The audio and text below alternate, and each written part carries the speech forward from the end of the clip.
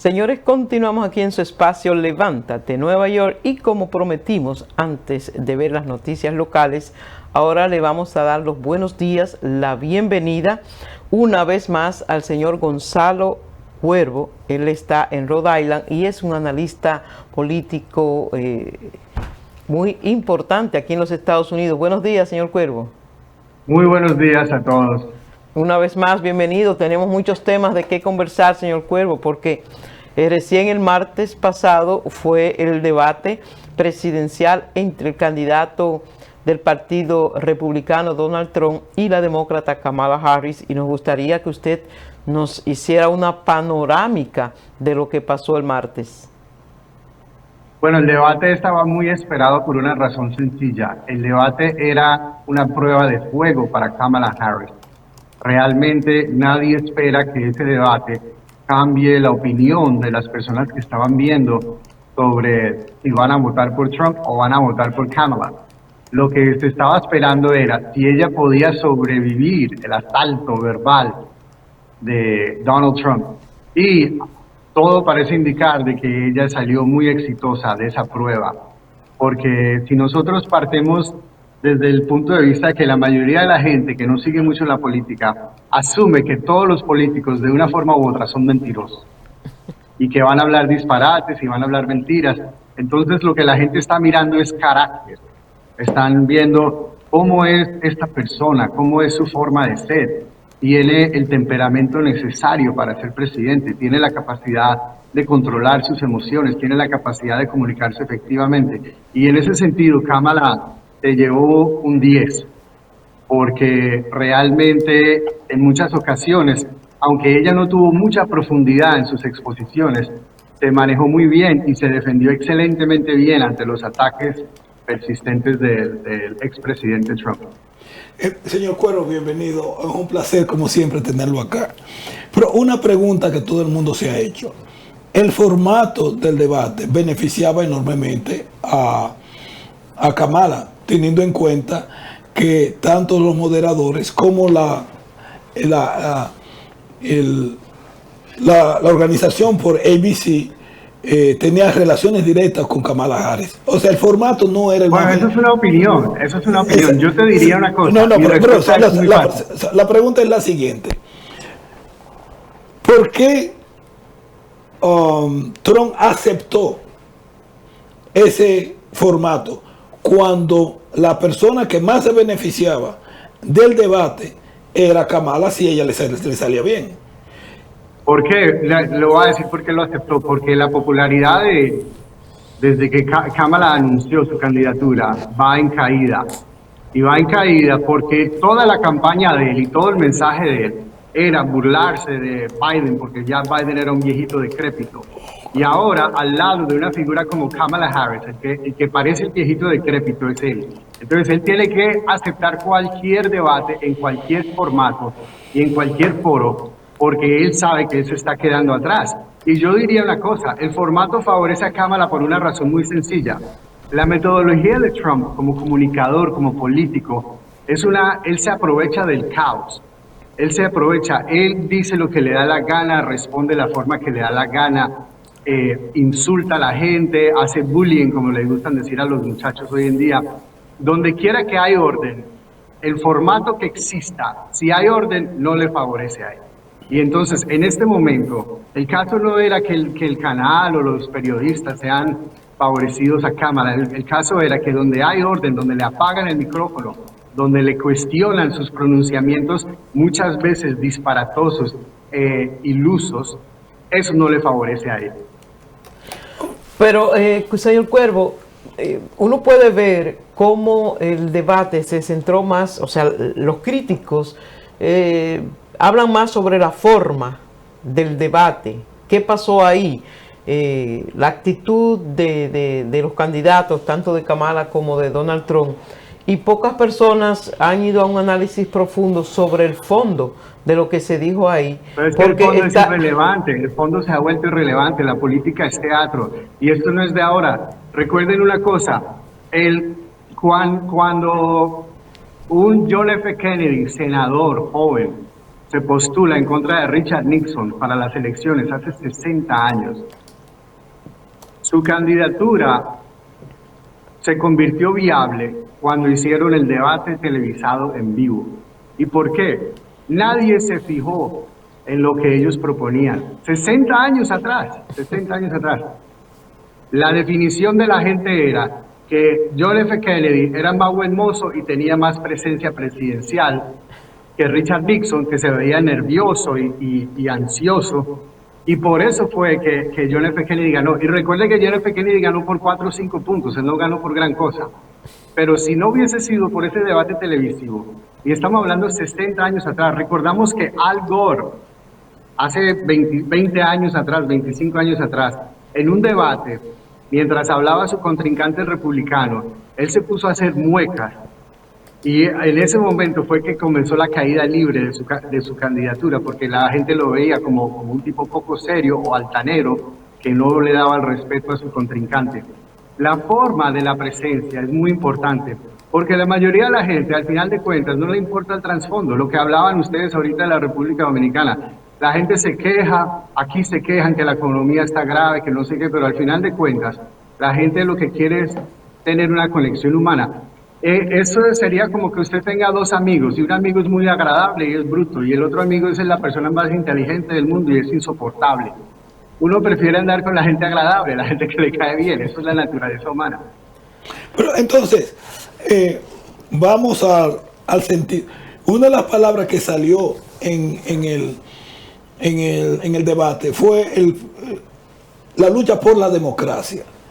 Si a partir de lo que usted dice, la primicia para la existencia de la democracia no existe, o sea, si la gente no va a votar por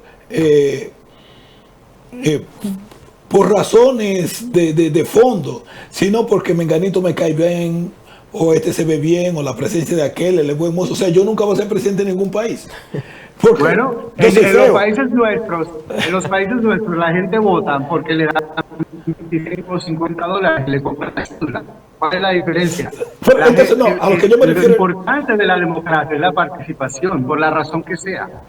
O sea, pero la pregunta es la siguiente, porque ahora en el fondo está el siguiente caso. Gobernabilidad versus gobernanza. Entonces, los chinos y los rusos están proponiendo un sistema donde la gobernanza está por encima de todo. Y que ahí no hay... Putin tiene 25 años gobernando, Xi Jinping va a estar ahí hasta que se muera, pero los países echan para adelante. No debemos nosotros tener un conversatorio a nivel electoral. ¿Cuál es el mejor sistema para gobernar? Porque lo que nosotros llamamos democracia está en el aire. Mire el problema de Venezuela. Nosotros tenemos el sistema económico más fuerte del mundo entero. Tenemos el crecimiento económico, el índice de crecimiento económico de los países desarrollados más alto del mundo. La economía está bien aquí. El problema es que hay una inequidad muy grande entre el hijo de Machepa y la gente normal. Hay una inequidad muy grande y eso es lo que no se está hablando y eso es lo que nosotros, por ejemplo, yo personalmente, a mí me parece que para Kamala ganar decisivamente ella tiene que hablar más de eso. Y todavía ella no ha estado hablando de eso porque todavía ella se ha mantenido más en la periferia de aprovechándose como esta ola de popularidad que todavía tiene. Pero yo creo que para que la gente salga en masa para votar por ella, tiene que hablar sobre esa inequidad. Y hay un tema muy importante. Nosotros nos pasamos toda la vida riéndonos, sabiendo de que un vicepresidente no hace nada. El trabajo del vicepresidente es sentarse a esperar que se muera el presidente. Sí, sin embargo ahora, usted escucha a Donald Trump diciendo, pero ella tiene 3 años en el poder y no ha hecho nada. Señores, una persona razonable sabe que el vicepresidente no hace nada. El vicepresidente es la botella más importante del mundo entero. Pero entonces, el debate, porque es lo que usted dijo, el que era trumpista no va a dejar de votar por Trump. No. Y los que están en contra de Trump o a favor de Kamala no van a dejar de votar por ella independientemente de lo que suceda. Entonces, encima de eso, el sistema electoral en los Estados Unidos se reduce a 7 estados en estos instantes. Sí. Y los demócratas, acuérdense que Hillary perdió esos estados porque ella asumía erróneamente de que la mitad de esos estados votaban automáticamente demócrata y ella, por descuidar el mensaje económico. Y la gran ironía es que el esposo de ella, 30 años antes, ganó precisamente sobre un mensaje económico a la clase obrera. Y ella, por descuidar ese mensaje económico, perdió. Y nosotros vemos que Biden, cuando ganó esos estados, que lo recobró de Trump, ganó por índices muy bajitos. En Michigan, por ejemplo, Biden ganó por 2 puntos. Yo creo que en Pensilvania fueron 4 puntos. Esta contienda está muy cerrada porque la mayoría de la gente ya está definida y se ha creado un fervor prácticamente evangélico. O sea, los demócratas, es Kamala la candidata, nos matamos por Kamala. Y los republicanos, Donald Trump, nos matamos por Donald Trump. Y el porcentaje de personas que siguen indecisas es muy reducido, vamos a decir el 10% del electorado que todavía está esperando a ver, porque saben que Trump es un loco, pero saben que su gobierno republicano tiene más probabilidad de estimular el crecimiento económico. Y saben que Kamala es una persona que tiene una imagen más cuerda, más coherente, pero dicen, bueno, ya ellos tienen 4 años en el poder, realmente no ha cambiado mucho. Entonces, los mensajes que se manejan en estos 50 y pico días que faltan van a ser muy importantes. Pero más importante es que Kamala no cometa errores, porque estos 50 días que faltan, los 52 días, no son más que una prueba continua de si ella tiene o no la capacidad para manejar la presidencia. Ya lo que ella hable sobre economía, lo que hable sobre inmigración, todo eso sobra, porque la gente ya tiene su forma definida. Y hay una realidad, el pobre, el que está jodido en este momento pasando hambre, tiene un índice de participación electoral muy bajita. La gente que vota en este país son la clase media y la clase alta. Entonces, esa gente que está pasando hambre, que tienen 1000 problemas, que no tienen con qué pagar renta, que tienen que ir a buscar subsidios del gobierno, esa gente no vota. Entonces, los estrategas políticos saben eso y manejan la situación acordemente. Pero, señor Cuervo, usted, hablando a propósito de la confianza, cuando existe un exceso de confianza en una candidatura, en un candidato X, eso, ¿cuánto le puede afectar? Por ejemplo, en el caso ahora de Kamala Harris, que salió fortalecida de este debate, eso le crea una confianza, un exceso de confianza. ¿Le puede dañar en qué medida? Puede dañar profundamente porque en ocasiones anteriores que ustedes me han tenido como invitado en el programa, yo le he explicado a usted que a pesar de que yo soy demócrata, yo entiendo de que el discurso de ella es pobre. Ella tiene un discurso pobre, ella no profundiza bien en los temas. Y si usted combina un discurso pobre con una falta de confianza, ella puede cometer un error que lleve a la gente a decir, bueno, yo sé que Donald Trump me parece loco, pero esta señora como que no está lista todavía. Y eso pudiera hundir la candidatura de ella. No, señor Cuervo, a mí particularmente, y viendo lo que está pasando en Europa, me sorprendió primero la poca importancia que se le dio relativamente a lo que está pasando en Gaza y en Ucrania. Creo que se habló apenas menos de 5 minutos sobre eso. Y segundo es el hecho de que lo que está pasando en Gaza y en Ucrania se encuentra 1, 2, 3, 4, 5, 6 en el 7º lugar entre la importancia en los Estados Unidos sobre el electorado. ¿Por qué? ¿Qué hace tan diferente el electorado norteamericano de otros electorados? Porque se supone que Ucrania debe ser el número 1 porque eso nos puede llevar a una tercera guerra mundial. Pero no. ¿Cuáles son los mensajes que realmente, si alguno, hacen que las personas en los Estados Unidos reaccionen electoralmente? Bueno, nosotros sabemos que el tema más importante es la inflación y la economía. Y entonces a un segundo plano llegan lo que se llama la política de identidad, el tema de aborto, el tema de los derechos, de lo que llamamos hoy en día la liberación de LGBT y esos temas. Eso ya pasó a un segundo plano. En los temas internacionales, sí, lo fundamental es la economía, porque es lo que la gente siente y porque la inflación de la pandemia para acá se disparó de una forma tan grande que los salarios de la gente promedia no alcanzan la inflación. Entonces ese es el tema más importante.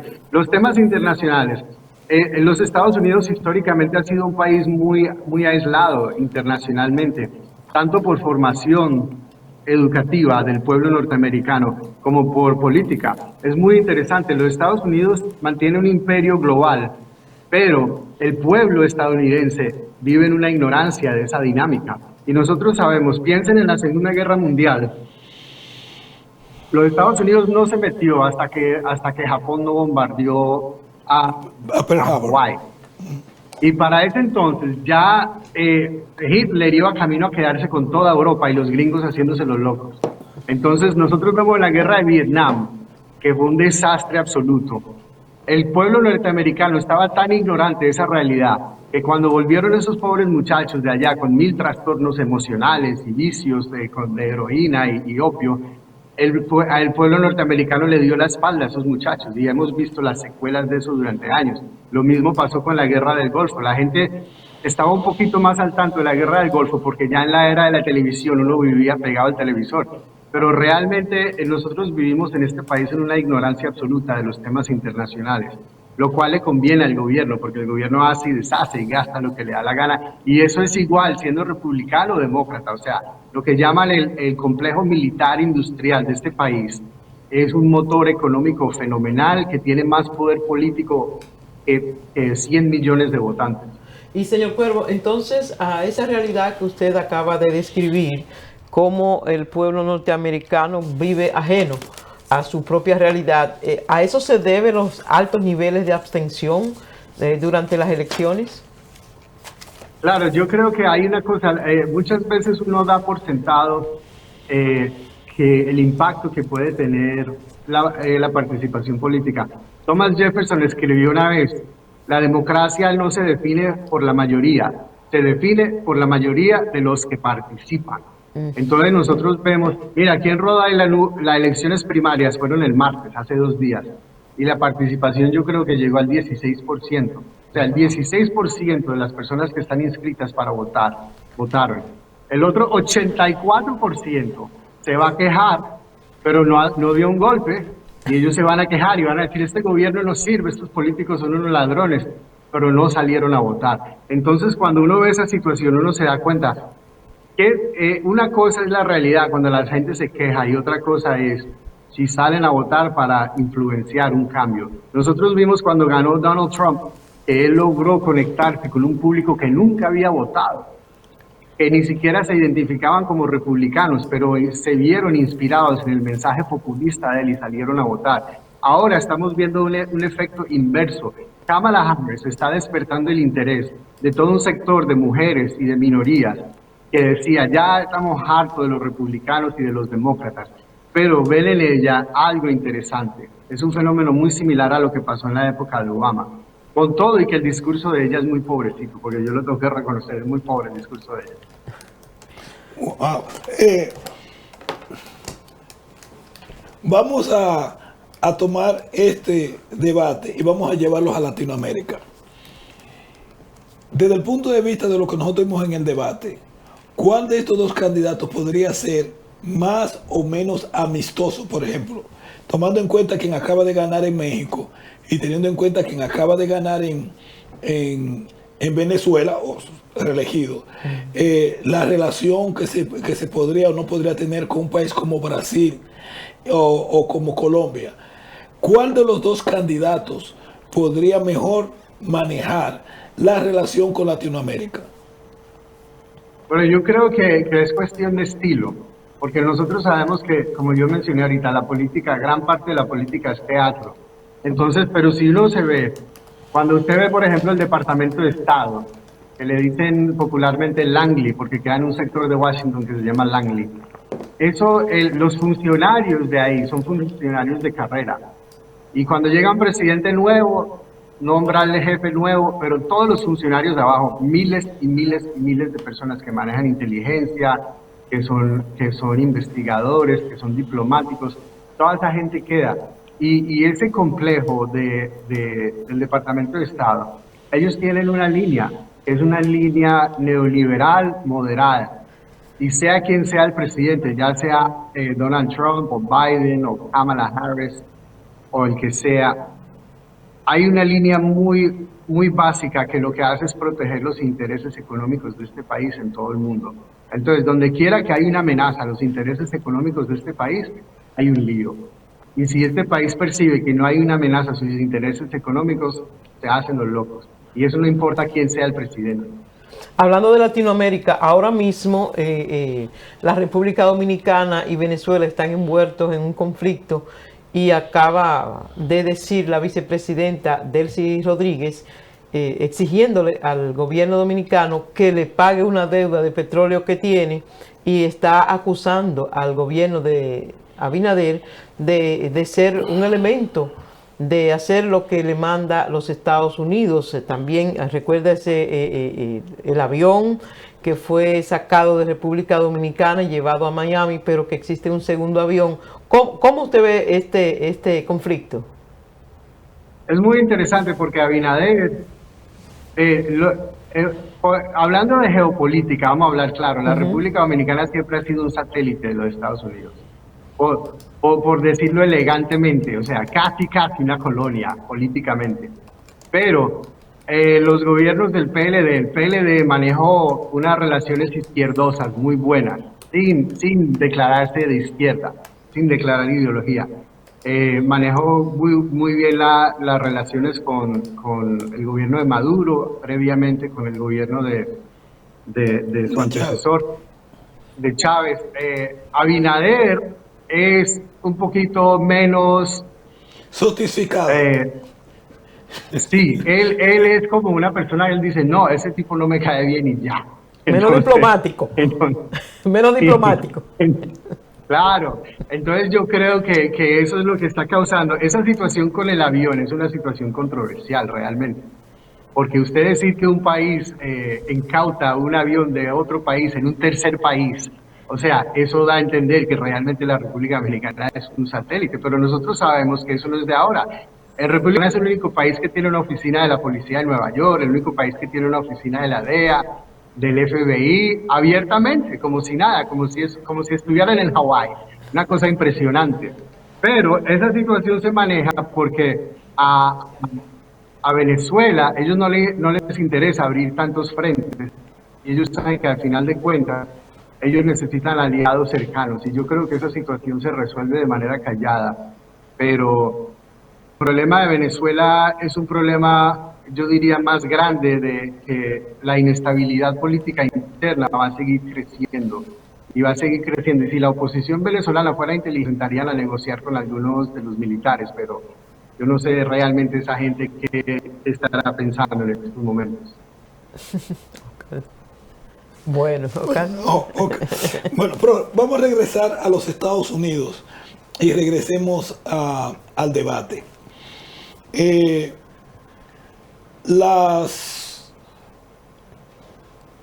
Uno de los temas básicos del que se acusó fue el problema del no reconocimiento por parte de Trump del resultado de las elecciones anteriores. Incluso se le hizo la pregunta, él la evadió, y una derrota de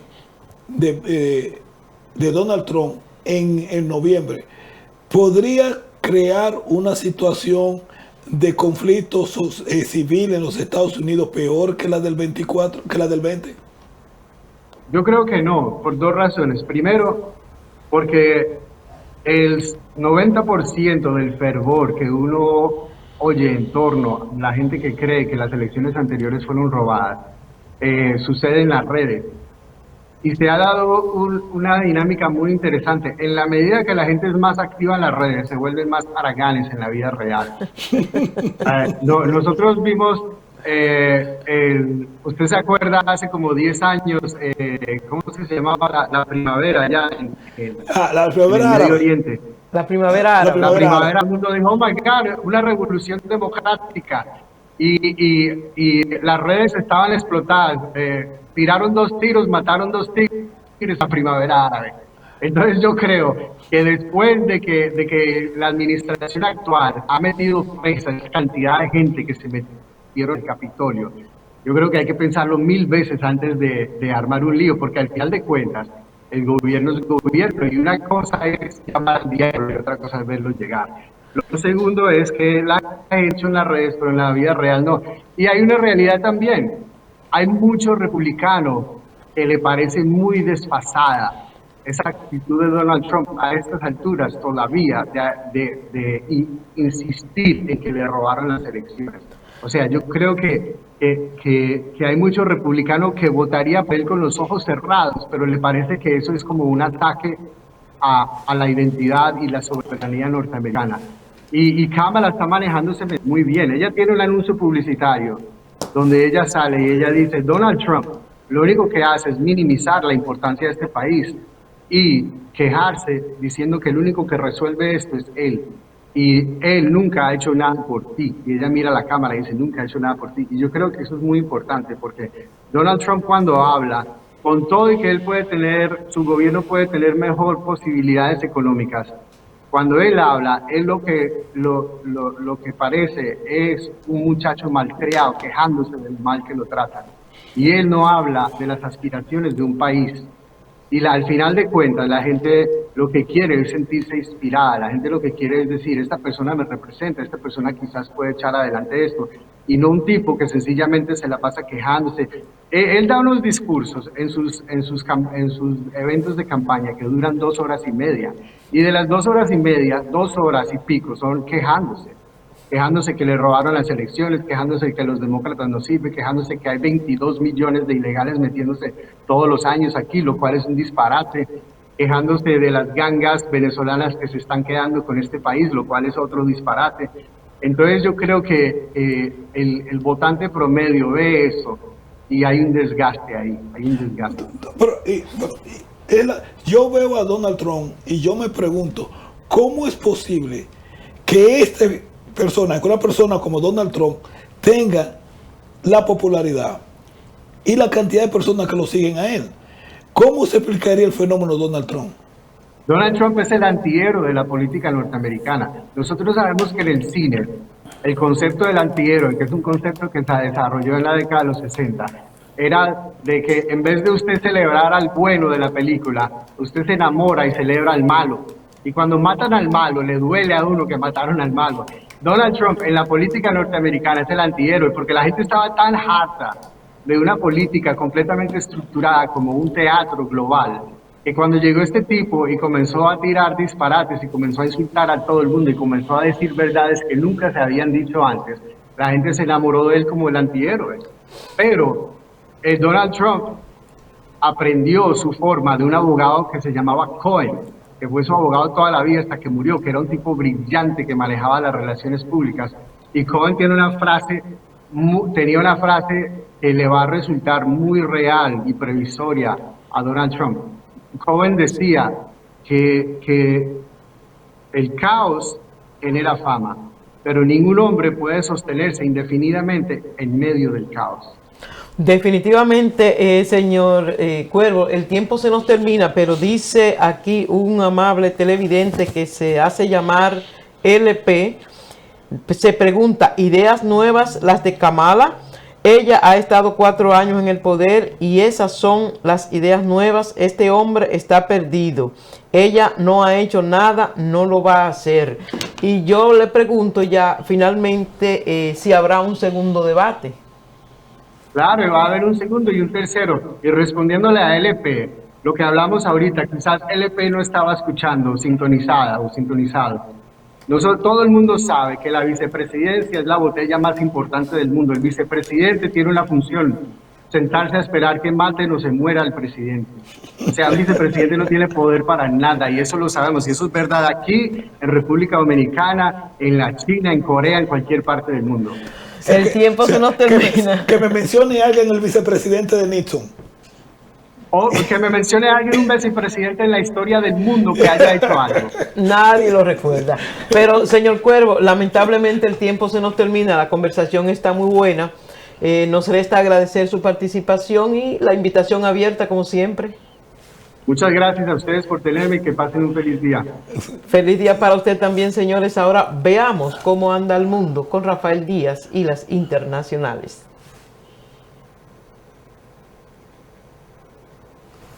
Cientos de personas marcharon ayer miércoles hasta la Embajada de Brasil en Caracas para pedir al presidente Luis Ignacio Lula da Silva que interceda en la liberación de 2.500 presos políticos en Venezuela. Kamala Harris y Donald Trump se dieron un apretón de manos durante la ceremonia por el aniversario del 11 de septiembre en Nueva York, bajo la mirada del presidente Joe Biden, después de un debate en el que la demócrata acorraló al republicano. El tifón Yagi dejó cerca de 180 muertos en Vietnam y provocó la evacuación de cientos de habitantes de Hanoi debido a la crecida del río Rojo a su máximo nivel en 20 años. Ucrania tiene un plan para derrotar militarmente a Rusia, que depende principalmente del apoyo estadounidense, afirmó ayer el presidente ucraniano Volodymyr Zelensky, en momentos en que el jefe de la diplomacia estadounidense Antony Blinken visita Kiev. El presidente de México, Andrés Manuel López Obrador, aseguró que su país dará ejemplo al mundo con la elección de todos sus jueces y magistrados aprobada ayer en el Senado pese a advertencias de que socavará la independencia de la justicia. El presidente del gobierno de España, Pedro Sánchez, afirmó ayer en medio de una visita a China que conceder el asilo al opositor venezolano y rival de Nicolás Maduro, Edmundo González Urrutia, es un gesto de humanidad. Un puente de la ciudad alemana Dresde colapsó parcialmente en la madrugada de ayer miércoles, sin dejar heridos, informaron las autoridades locales. Es toda la información internacional que tenemos por el momento. Rafael Díaz les informó.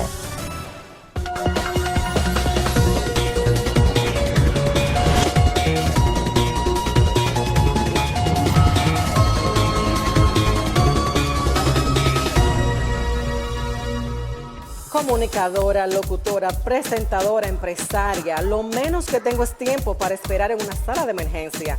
En caso de chequeo general, rayos X, fracturas y ahora con servicio de cardiología, el Centro de Urgencia Médica de la 181 y Audubon, Alto Manhattan, es mi única opción. El Centro de Urgencias Médicas, en el 521 West de la calle 181, esquina Audubon en el Alto Manhattan, está para servirte.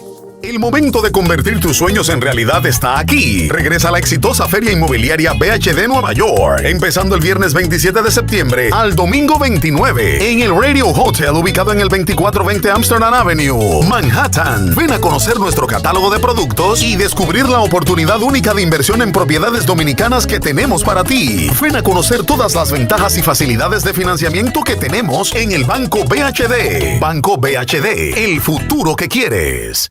Kennedy Radio Dispatch, con su teléfono 212-283-1111. Recuerden, para usted ir al supermercado y donde quiera que tenga que moverse, tiene que usar los servicios de Kennedy Radio Dispatch.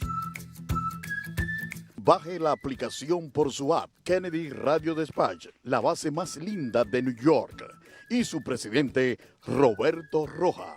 Y para su cita médica, ahí está Kennedy Radio Dispatch.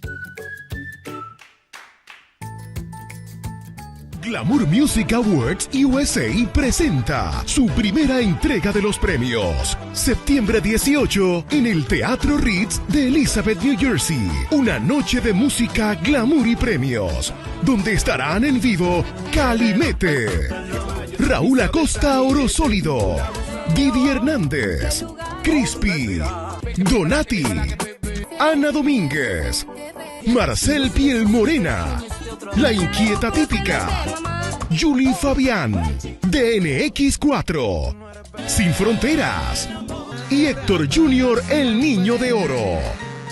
Estaremos reconociendo lo mejor de la música, arte, cultura, influencers, televisión, radio y más.